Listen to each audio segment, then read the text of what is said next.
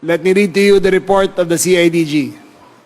Date, June 24, 2026. This report addresses, let me begin again, okay? At 8 o'clock p.m. last night, Senator Bam Aquino called me, and to my estimation, he was in Tacloban. He gave me a tip na sabi niya may chatter daw sa Tacloban na mayroon pang isang impending mass shooting na mangyayari sa Leyte. Ang binigay niyang pangalan, may binigay siyang pangalan at in-investigate kagad namin. So salamat kay Senator Bam Aquino. Ang nakalagay sa report, this report addresses the alleged threat at Tolosa National High School of Tolosa, Leyte. The suspect is accused of planning a mass shooting or stabbing aimed at the school students. The following message written in vernacular was retrieved. And you're gonna have to excuse me, hindi po ako marunong magwaray. Pero ibibigay ko na lang ang translation. Okay?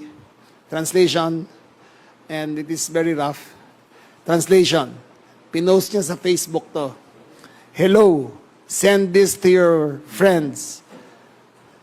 Yo, from Tolosa, prepare yourselves, especially you, as you owe me. Get ready, I will disrupt the school. You won't know me, but you will recognize me. There's no time, no day. Be prepared for whoever gets shot or stabbed. We don't care. Good luck to you at Tolosa Leyte National High School. In response to the threat validation and intelligence gathering, RFU 8 CIDG immediately went to a 14-year-old grade 10 student named Jasmine Golong. 14 years old, grade 10 student at Tolosa National High School.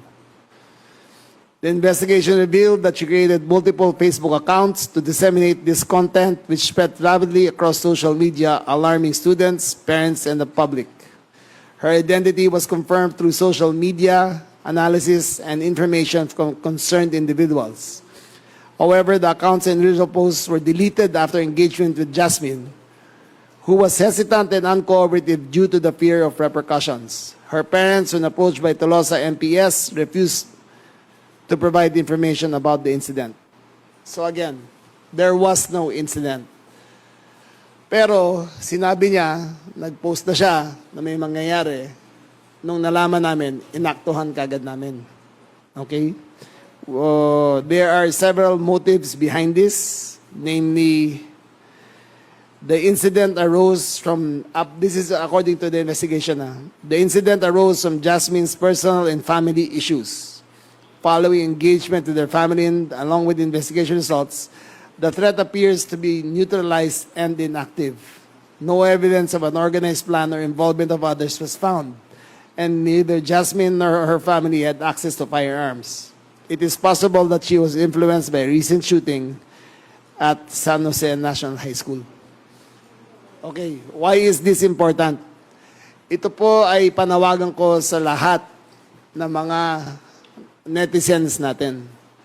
Kung may makita po kayo na kahit anong threat or imminent threat or chatter sa mga group discussions na merong gustong gawing mass shooting or violence to be inflicted, please call 911 and inform right away. Gaano ka-importante ang 911? Within 1 minute of the shooting, tumawag ang teacher sa 911 sa Leyte. Within 5 minutes of the call, dumating na kagad ang first responders. Ito, upon knowledge of a possible threat, pinuntahan kagad ng CIDG ang nag-post at inimbestigahan. It could have been benign, pero pwede maging marahas. But any information, and I repeat, kung may nalalaman po kayo na nagpaplano o merong kausap na gustong gawing kaharasan sa mga eskwelahan o kapwa, pakikatawag kagad sa 911 and we will respond accordingly.